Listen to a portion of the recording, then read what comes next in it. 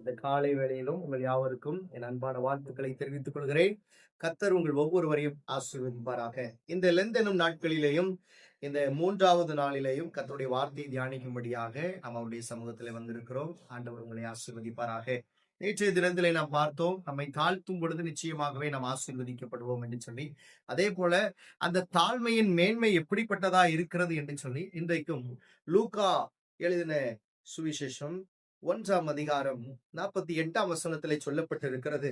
அவர் தம்முடைய அடிமையின் தாழ்மையை நோக்கி பார்த்தார். இதோ, இது முதல் எல்லா சந்ததிகளும் என்னை பாக்கியவதி என்பார்கள் என்று சொல்லப்பட்டிருக்கிறது. அன்றைக்கும் எலிசபெத்தினுடைய தாழ்மையை கண்டு மரியாள் போய் வாழ்த்தினாள். அப்பொழுது எலிசபெத் பாக்கியவதியாக மாற்றப்பட்டாள். அதே போல இந்த மரியாளும் தன்னுடைய வாழ்க்கையில அவள் சொல்லுகிற காரியத்தை நாம் அறிந்திருக்கிறோம். அடிமையின் தாழ்மையை நோக்கி பார்த்தார் என்று சொல்லி பார்த்தோம். தாழ்மையை நம்முடைய ஆண்டவர் நோக்கி பார்க்கிறவர். அவருடைய சமூகத்திலே எந்த அளவிற்கு நம்மை நாம் தாழ்த்துகிறோமோ அப்பொழுது அவருடைய பார்வை நம்மீது இருக்கும் என்கிறதுல எந்தவித சந்தேகமும் கிடையாது.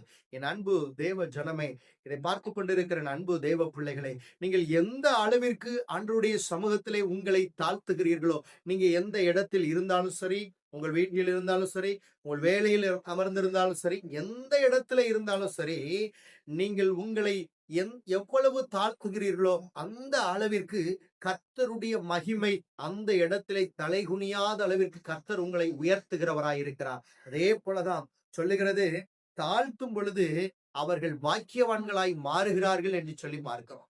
தங்களை தாழ்த்தும் பொழுது அந்த மரியாளும் எலிசபெத்தும் அவர்கள் சொல்லுகிற காரியம், நாங்கள் பாக்கியவதி என்று சொல்லப்பட்டிருக்கிறது.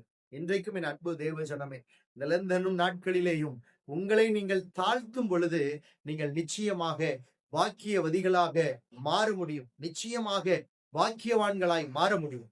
நிலந்த நாட்களிலேயும் ஆண்டவருடைய சமூகத்திலே நம்மை அர்ப்பணிப்போம், தாழ்த்துவோம். ஆண்டவர் உங்களை நிச்சயமாக பாக்கியவான்களாக மாற்றுவார். God bless you.